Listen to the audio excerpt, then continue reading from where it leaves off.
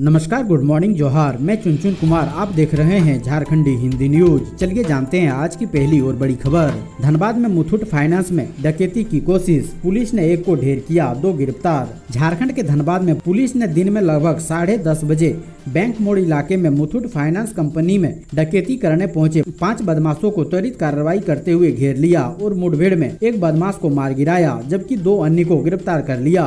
2 अन्य मौके से भाग गए, पुलिस ने इसकी जानकारी दी।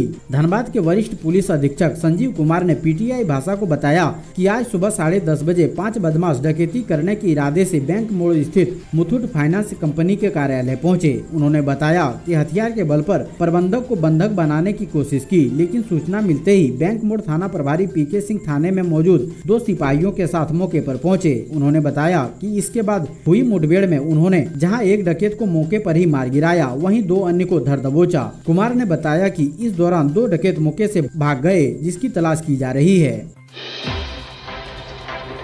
विश्वास मत हासिल करने के बाद भी टला नहीं खतरा, सीएम सोरेन को करना पड़ सकता है इस मुश्किल का सामना। झारखंड के मुख्यमंत्री हेमंत सोरेन की विधानसभा सदस्यता को लेकर भले ही सस्पेंस बना हो, विधायकी आने वाले समय में जा भी सकती है, लेकिन इस बीच उन्होंने विधानसभा में एक बार फिर विश्वास मत हासिल कर सरकार को सुरक्षा की लक्ष्मण रेखा से बांध लिया है। सोमवार को विधानसभा के विशेष सत्र की कार्यवाही के जरिए सोरेन अपने विरोधियों से लेकर आम जनता तक ये संदेश पहुंचाने में कामयाब रहे कि ये पूर्ण बहुमत की सरकार है। अगर इसे अस्थिर किया जाता है तो ये लोकतांत्रिक जनादेश का अपमान होगा। हेमंत सोरेन ने ट्वीट के जरिए अपनी इस भावना का इजहार भी किया। उन्होंने लिखा, जीत है शान से, विपक्ष जलते रहे हमारे काम से, लोकतंत्र जिंदाबाद। हालांकि विश्वास मत के इस प्रदर्शन से हेमंत सोरेन की विधानसभा सदस्यता पर लटक रही तलवार का खतरा टला नहीं है। ये खबर आम है कि मुख्यमंत्री रहते हुए अपने नाम पत्थर खदान का लीज लेने के मामले में चुनाव आयोग ने उनकी विधानसभा सदस्यता रद्द करने की सिफारिश राज्यपाल को भेजी है। सस्पेंस इस बात पर है कि चुनाव आयोग की सिफारिश पर राज्यपाल का फैसला क्या आता है। चुनाव आयोग की सिफारिश की चिट्ठी राजभवन में पिछले 25 अगस्त को पहुंची है और इस पर राज्यपाल का स्टैंड अभी तक सामने नहीं आया है। विधानसभा में पत्रकारों और सुरक्षा कर्मियों के बीच हुई धक्का मुक्की, बीजेपी नेता ने कही बड़ी बात। झारखंड विधानसभा परिसर में सोमवार को विशेष सत्र से पहले पत्रकारों और सुरक्षा कर्मियों के बीच धक्का मुक्की हो गई। पत्रकारों को विधानसभा हॉल के द्वार पर रोक लिया गया और जब उन्होंने जबरन घुसने की कोशिश की तो सुरक्षा कर्मियों ने उन्हें बाहर कर दिया। इस बीच कुछ पत्रकारों और कैमरामैन की तरफ से कहा गया है कि आवश्यक पास होने के बाद भी उन्हें विधानसभा में घुसने नहीं दिया गया। अब इस मामले को लेकर सियासत भी शुरू हो गई है। राज्य के पूर्व मुख्यमंत्री और बीजेपी नेता बाबूलाल मरांडी इस घटना की निंदा की है। बाबूलाल मरांडी ने ट्वीट कर कहा है कि आज झारखंड विधानसभा में मीडिया कर्मियों के साथ पुलिस सुरक्षा कर्मियों ने जिस तरह दुर्व्यवहार धक्का मुक्की की है, उसकी हम घोर निंदा करते हैं। लगता है कि अपने कारनामों के लगातार देश विदेश में उजागर हो रहे होने से मुख्यमंत्री और उनकी लुटेरे टीम पत्रकारों से भी डरी हुई है। झारखंड पुलिस कर्मियों को पहले की तरह मिलेगा 20 दिनों का क्षतिपूर्ति अवकाश। अब झारखंड पुलिस कर्मियों को पहले की तरह सालाना 20 दिनों का क्षतिपूर्ति अवकाश मिलेगा। इससे संबंधित अधिसूचना 5 सितंबर को जारी कर दी गई है। यह जानकारी सरायकेला पुलिस एसोसिएशन के अध्यक्ष आलोक रंजन ने दी। उन्होंने बताया कि छुट्टी रद्द होने से पुलिस कर्मी अवसाद में चले गए थे। पुलिस कर्मी शीर्षस्थ पदाधिकारी पर केस दर्ज करने को तैयार हो रहे थे। उन्होंने बताया कि अधिसूचना के तहत झारखंड पुलिस के अराजपत्रित कर्मचारियों में से चतुर्थ वर्गीय कर्मचारी, सिपाही, हवलदार, सहायक अवर निरीक्षक एवं निरीक्षक रैंक के अधिकारियों को 2 माह के मूल वेतन के बराबर मानदेय भुगतान के रूप में पुनः बहाल करने का आदेश जारी किया गया है। उन्होंने बताया कि एसोसिएशन के द्वारा काफी दिनों से सरकार से यह मांग की जा रही थी, चूँकि पूर्व में किन्हीं कारणों से यह सुविधा बंद कर दी गई थी। झारखंड के 5 मेडिकल कॉलेजों में 100 पदों पर होगी बहाली, 16 को इंटरव्यू। झारखंड की स्वास्थ्य व्यवस्था को सुदृढ़ करने के उद्देश्य से स्वास्थ्य एवं परिवार कल्याण विभाग झारखंड सरकार ट्विटर और दूसरे पदों पर बहाली करेगी। इसके लिए विभाग ने विज्ञापन जारी किया है। झारखंड के 5 सरकारी मेडिकल कॉलेजों में ट्विटर, सीनियर रेजिडेंट सहित विभिन्न पदों पर नियुक्ति होगी। 100 पदों के लिए निकाले गए इस विज्ञापन के लिए 16 सितम्बर को वॉक इन इंटरव्यू होगा, जिसके आधार पर योग्य कैंडिडेट का चयन किया जाएगा। पूर्वाह्न 11 बजे से IPH institute RCH campus Namkum में आवेदक इंटरव्यू दे सकते हैं। शराब पीने बिहार से आ रहे थे झारखंड, नदी में बोलेरो संग बह गए 3 युवक। बिहार में इस समय शराबबंदी लागू है। खुलेआम शराब नहीं मिल रही है। चोरी छुपे शराब मिल गई तो पकड़े जाने पर दंड और जेल का भय बना रहता है। ऐसे में बड़ी संख्या में लोग शराब पीने के लिए झारखंड चले आते हैं। बिहार से सटे झारखंड के विभिन्न जिलों में यह नज़ारा आम है। झारखंड में शराबबंदी नहीं है। यहाँ से बड़े पैमाने पर अवैध शराब बिहार भी भेजी जाती है। कई बार यह पकड़ी भी जाती है। खैर, यहाँ कहानी कुछ और है। बिहार के 3 युवक शराब पीने के लिए झारखंड आ रहे थे। झारखंड की सीमा में प्रवेश करने के लिए कोडिया गांव के यह तीनों युवक ढाढर नदी पार कर रहे थे। तीनों बोलेरो पर सवार थे। नदी पार करते समय अचानक बाढ़ आ गई। किसी तरह युवकों ने गाड़ी से निकलकर अपनी जान बचा ली, लेकिन पानी के तेज बहाव में उनकी बोलेरो बह गई। तीनों युवकों ने नदी तैरकर अपनी जान बचाई।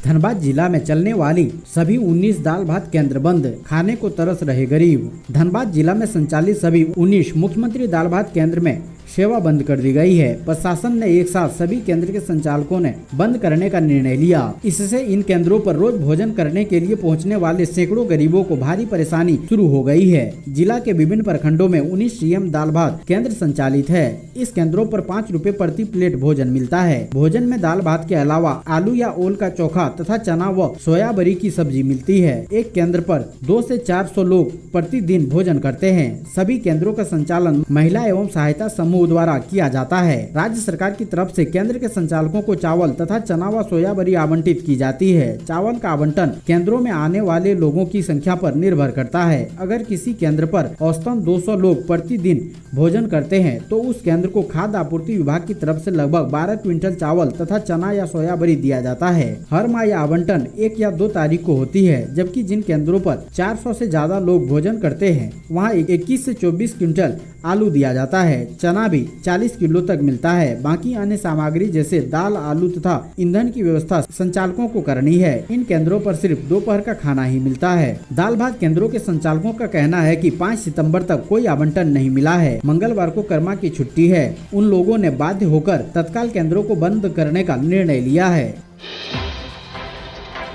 हेमंत सोरेन का बड़ा सवाल, चुनाव आयोग को लिखी गई चिट्ठी बीजेपी सांसद निशिकांत दुबे के पास कैसे पहुंच गई? झारखंड के मुख्यमंत्री हेमंत सोरेन ने अपने खिलाफ ऑफिस ऑफ प्रॉफिट मामले में पक्ष रखने के लिए भारत निर्वाचन आयोग को 2 अलग अलग पत्र लिखा। बीजेपी सांसद डॉक्टर निशिकांत दुबे का दावा है कि चुनाव आयोग को लिखे गए इन दोनों पत्रों में सीएम हेमंत सोरेन ने हस्ताक्षर में जमीन आसमान का अंतर है। लेकिन अब इस चिट्ठी को हेमंत सोरेन ने अपने बचाव के लिए ढाल के तौर पर इस्तेमाल किया है। जेएमएम ने इस मामले में बड़ा सवाल उठाया है और पूछा है कि आखिर चुनाव आयोग को लिखी गई चिट्ठी बीजेपी सांसद निशिकांत दुबे के पास कैसे पहुंच गई। गोड्डा के बीजेपी सांसद के इस ट्वीट के बाद झारखंड मुक्ति मोर्चा की ओर से भी पलटवार करते हुए कहा गया है कि संवैधानिक संस्थाओं का बिकना महज एक संयोग नहीं, लोकतंत्र की नींव को खोखला करने की गहरी साजिश है। चुनाव आयोग को भेजा गया पत्र सांसद निशिकांत दुबे के हाथों पहुंचना संयोग नहीं हो सकता। जब यह पत्र सांसद के पास है तो चुनाव आयोग का राज्य के सीएम पर दिया गया तथा कथित मंतव्य भी इसके पास होगा। देश और झारखंड की जनता का इससे बड़ा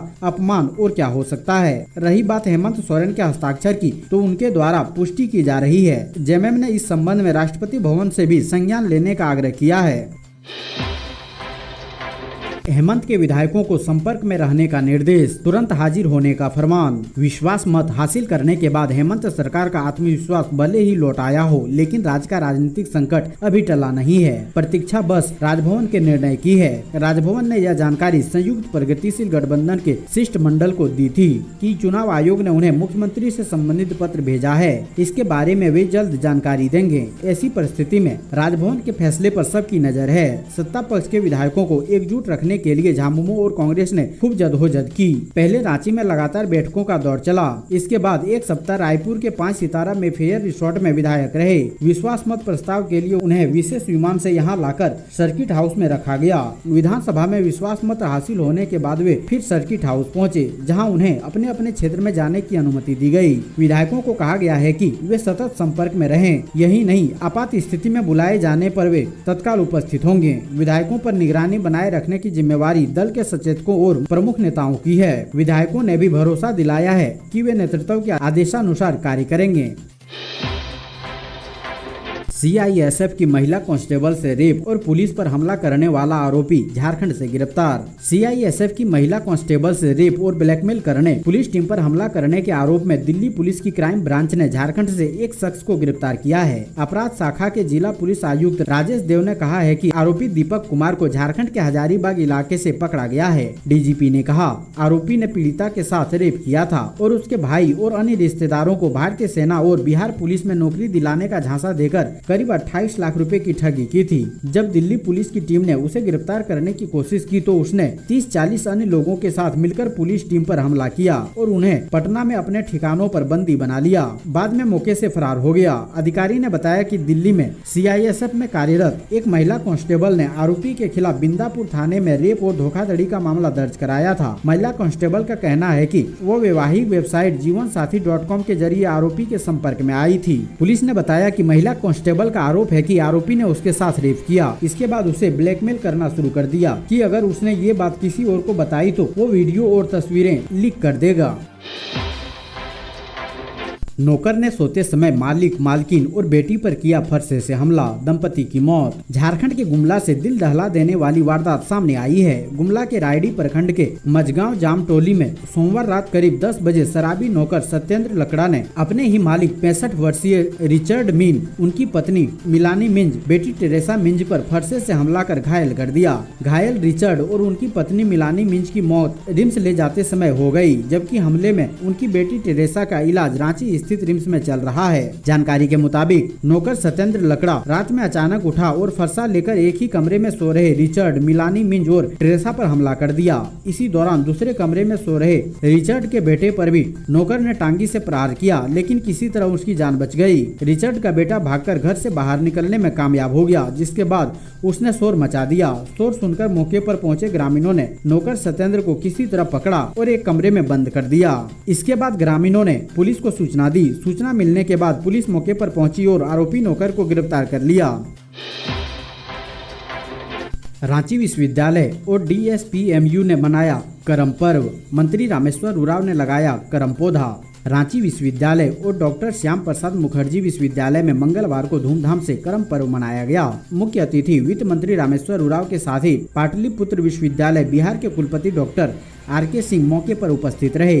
पूजा पुरानी परंपरा से की गई। पूजा के बाद जावा उपस्थित लोगों में बांटा गया। छात्र छात्राओं ने कानों में जावा लगाकर झूमर नाच किया। छात्रों ने नगाड़ा, बांसुरी और मांदर की थाप पर लोक गीत गाए। मौके पर खोट्ठा विभाग के सहायक प्राध्यापक डॉक्टर विनोद कुमार के पुस्तक का विमोचन किया गया। रामेश्वर उरांव और डीएसपीएमयू के कुलपति के डॉक्टर तपन कुमार सांडिल्य ने विश्वविद्यालय परिसर में करम के पौधे लगाए। वहीं रांची विश्वविद्यालय के जनजातीय एवं क्षेत्रीय भाषा विभाग में करम पूजा का आयोजन किया गया। इस अवसर पर झारखंड के वित्त मंत्री रामेश्वर उरांव मुख्य अतिथि के तौर पर उपस्थित हुए। करम पूजा के बाद विभागवार विद्यार्थियों ने झूमर नाच का प्रदर्शन किया। कार्यक्रम में करम पूजा की मान्यताओं के बारे में बताया गया।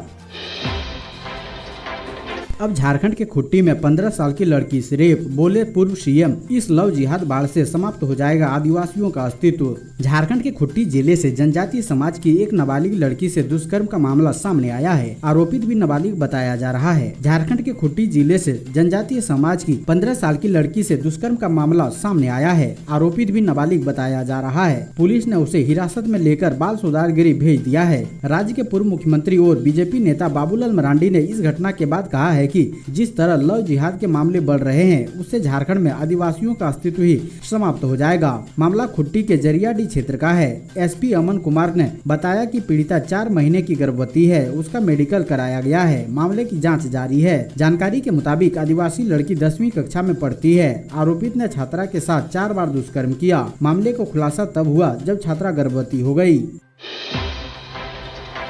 हेमंत सरकार के विश्वास मत पर पक्ष ने कहा अच्छी पहल, विपक्ष ने कहा अर्थहीन। हेमंत सरकार के विश्वास मत पर पक्ष ने कहा है कि अच्छी पहल है, वहीं विपक्ष ने कहा है यह अर्थहीन है। बरही व्यवसायी संघ के अध्यक्ष कपिल केसरी ने हेमंत सरकार के विश्वास मत के लिए बुलाए गए विशेष सत्र को उचित बताया। कपिल केसरी ने बताया कि जनता के बीच में फैली भ्रांतियों को दूर करना जरूरी था। इससे सरकार को आत्मबल मिलेगा और अब किसी भी चीज पर ठोस निर्णय ले सकेगी। उन्होंने कहा कि व्यवसायियों को स्थिर सरकार चाहिए ताकि व्यवसाय में उतार चढ़ाव न हो। उन्होंने राज्य सरकार से व्यवसायियों के हित में कोई ठोस योजना लाने की मांग की है। वहीं बरही के विशिष्ट भाजपा नेता सह भाजपा जिला उपाध्यक्ष रमेश ठाकुर ने बताया कि जब विपक्ष ने प्रस्ताव लाया ही नहीं तो ऐसी स्थिति में फ्लोर टेस्ट के लिए विशेष सत्र बुलाना अर्थहीन है। संख्या बल के आधार पर सरकार की मनमानी कहीं से उचित नहीं है। इससे सरकार की छवि जनता के बीच में खुद गिरी है।